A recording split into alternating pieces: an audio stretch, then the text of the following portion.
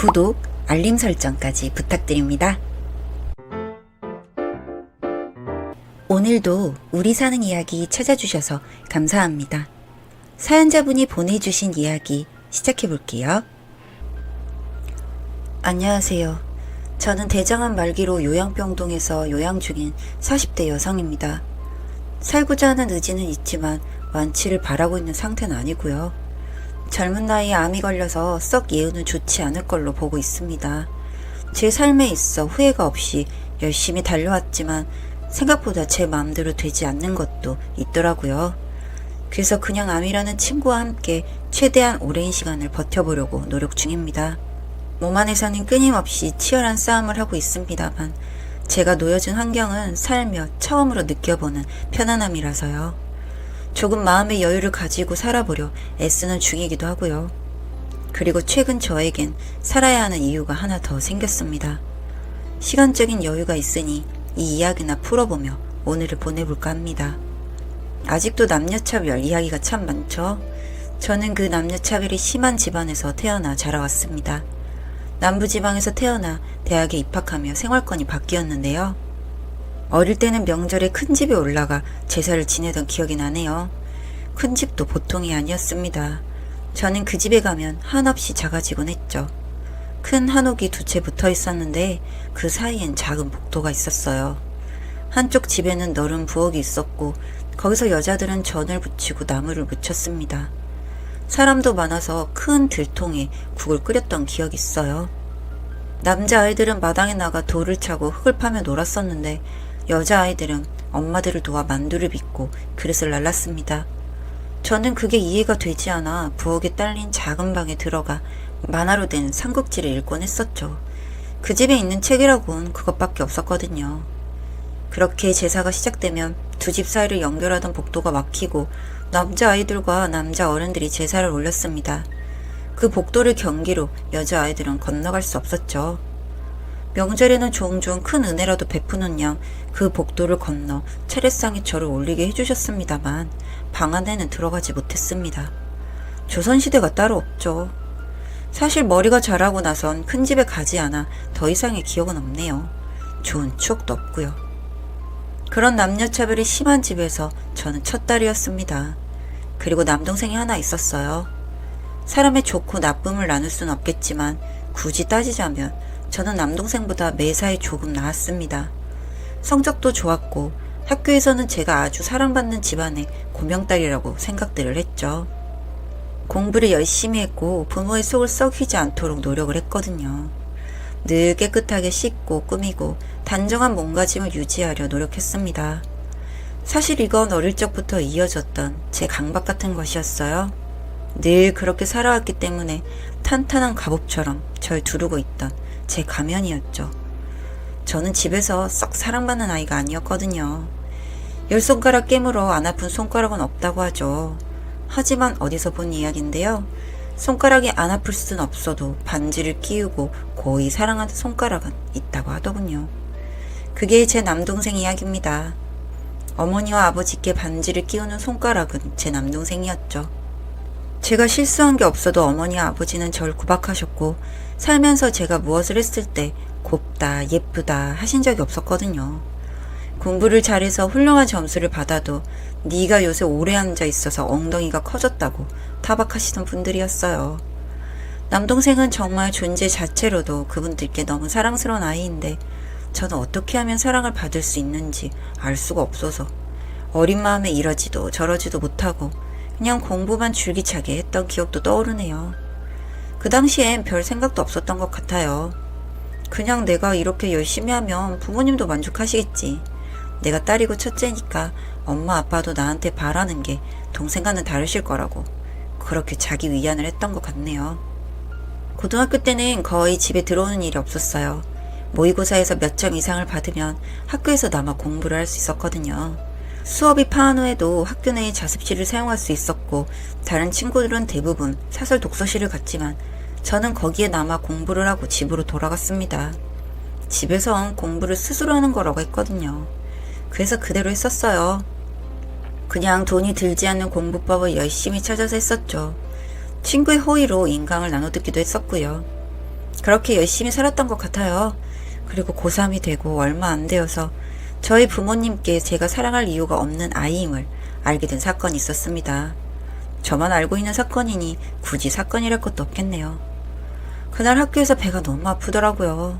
스트레스성으로 이런 것 같아서 그냥 남아 공부를 했는데 허리가 기역자로 구부러지고 몸을 펼 수가 없어서 식은땀이 줄줄 나는 그 상태로 양호실로 갔었습니다. 위경련인 것 같다고 하더라고요.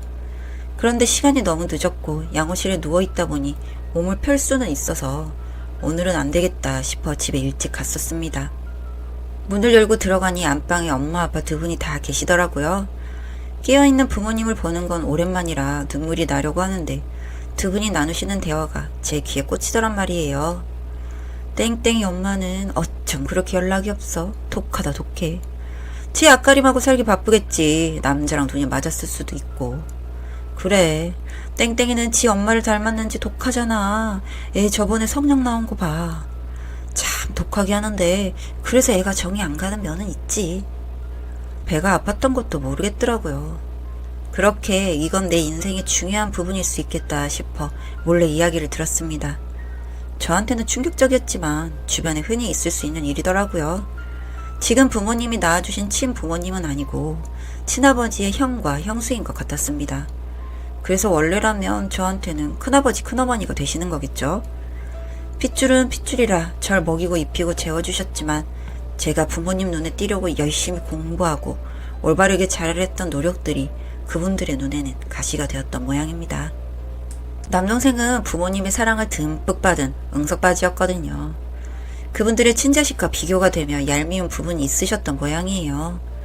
머리가 자란 지금은 이해하고 감사하게 생각하고 있습니다.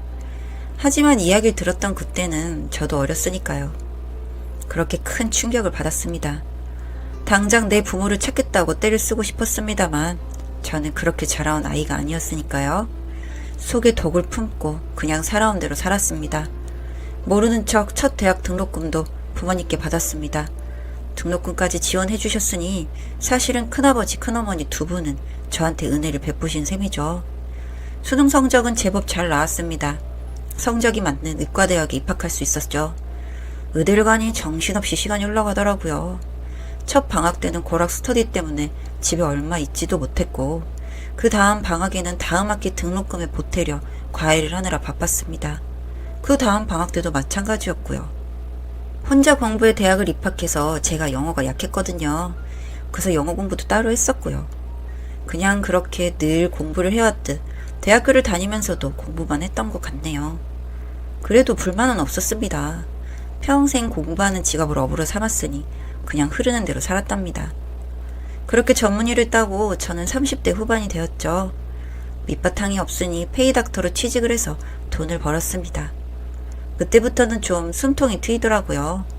돈을 벌고 공부하면서 진 빚도 갚고 나니 이제는 주변이 좀 보였습니다. 40살이 되기 전에는 제가 하고 싶었던 것들도 슬슬 배웠습니다. 돈이 되지 않아도 되는 공부들이요. 원래 공부를 즐기는 사람이라 그냥 모든 게 즐거웠던 것 같아요. 마음에도 여유가 생겨 키워주신 부모님께도 연락을 종종 드렸습니다. 인연을 끊겠다 독하게 마음을 먹었는데 우습게도 내가 그 입장이었으면 절 이리 못 키웠다 싶더라고요. 동생은 아직도 자리를 못 잡았지만 안 내면 저라도 끌어주고 밀어줄 생각이었습니다. 평생 봐왔던 정이 무섭긴 무섭죠. 정신없이 바쁘게 살아가는 인생이었지만 삶의 여유란 필요가 없는 거라 생각했어요. 쉴 때 내가 하고 싶은 공부를 하면 그게 휴식이라고 생각을 했죠. 그렇게 40이 넘고 병이 찾아왔습니다. 병원에서 일하는 사람들이 오히려 건강에 신경을 안 쓴다고 하던가요. 조금만 하면서 미루었던 검진이 제 병을 키웠습니다. 젊어서 진행이 빨랐다고 하더라고요. 대장암이었고 수술이 안 되겠다고 했습니다.